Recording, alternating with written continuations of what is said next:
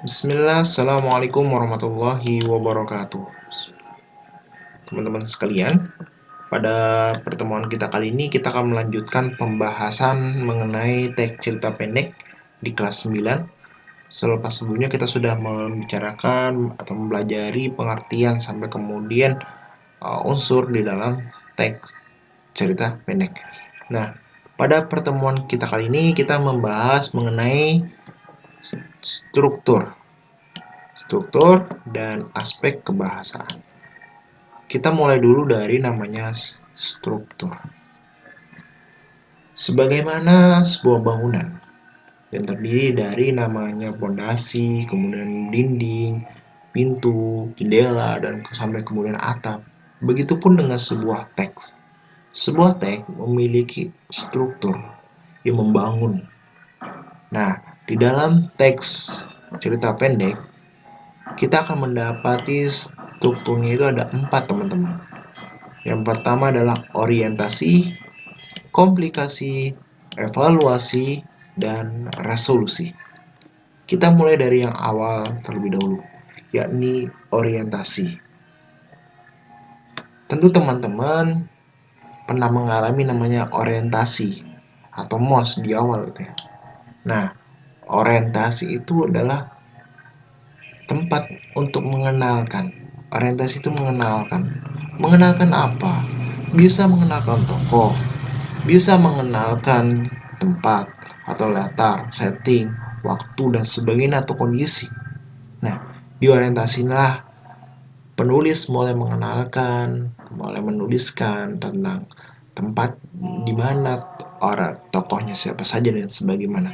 Nah, karena namanya orientasi tentu biasanya letaknya di depan. Kita masuk kepada persoalan komplikasi. Ini adalah struktur kedua, yakni komplikasi. Nah, pada tahap ini tuh biasanya ditandai dengan reaksi tokoh dalam cerpen terhadap konflik, atau di komplikasi inilah mulai terjadinya masalah.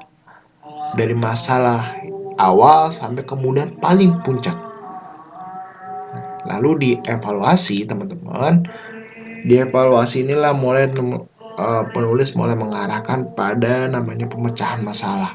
Selepas masalah di komplikasi ini paling muncak, lalu dia di evaluasi ini tuh mulai menemukan, mulai mengarah kepada pintu untuk menyelesaikan masalah. Lalu dipungkasi atau diakhiri dengan resolusi. Di resolusi inilah upaya pengarang untuk menguapkan solusi dari berbagai konflik yang dialami tokoh. Artinya di resolusi inilah mulai ataupun mulai ada namanya solusi dari masalah-masalah yang terjadi. Itu adalah struktur dari teks cerita pendek. Nah, selanjutnya teman-teman, kita akan masuk kepada kaidah kebahasaan dalam sebuah teks cerita pendek. Yang pertama teman-teman, yakni cerita pendek menggunakan ragam bahasa sehari-hari. Mengapa demikian? Karena cerita pendek itu adalah bukan karya tulis ilmiah, teman-teman, tapi adalah karya rekaan, imajinasi. Meskipun bisa berasal dari pengalaman, tetapi dia tetap akan dibumbui dengan imajinasi pengarang. Nah, kata-kata yang biasa digunakan itu yang kemudian dalam kehidupan sehari-hari itu yang digunakan oleh penulis, pengarang di dalam membuat sebuah karyanya. Yang selanjutnya adalah kosakata, teman-teman, ataupun kata, yakni pengarang dalam hal ini menggunakan kata yang mampu mengekspresikan perasaan pengarang seperti melalui tuturan tokoh ataupun lain sebagainya. Artinya pengarang harus bisa menemukan kosakata yang bisa mewakilkan perasaannya gitu ya. Makanya dalam penulisan ataupun dalam proses menulis, hal paling utama memang membaca. Dengan membaca kita mampu menemukan atau mendapatkan kosakata baru. Nah, selanjutnya teman-teman ada namanya majas. Majas itu apa? Majas itu adalah kalimat untuk memperoleh efek tertentu. Misalnya dengan majas inilah kata-kata itu menjadi sebuah lebih indah, imajinatif atau ekspresif. Misalnya teman-teman gini, teman-teman ketika menuliskan misalnya ketika bola itu ditendang dan bola itu menari-nari menuju ke gawang.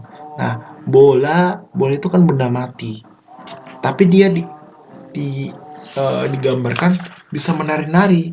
Nah, itu adalah salah satu jenis contoh dari majas. Majas apa itu, teman-teman? Majas apa? Yakni majas personifikasi. Majas yang bisa mengumpamakan benda mati uh, sebagai benda hidup. Ya. Nah, teman-teman bisa lebih detailnya bisa teman-teman baca di teman-teman buku cetak yang telah teman-teman beli, itu baca di bab teks cerita pendek ya teman-teman. Nah, selanjutnya yang terakhir adalah kalimat deskriptif teman-teman.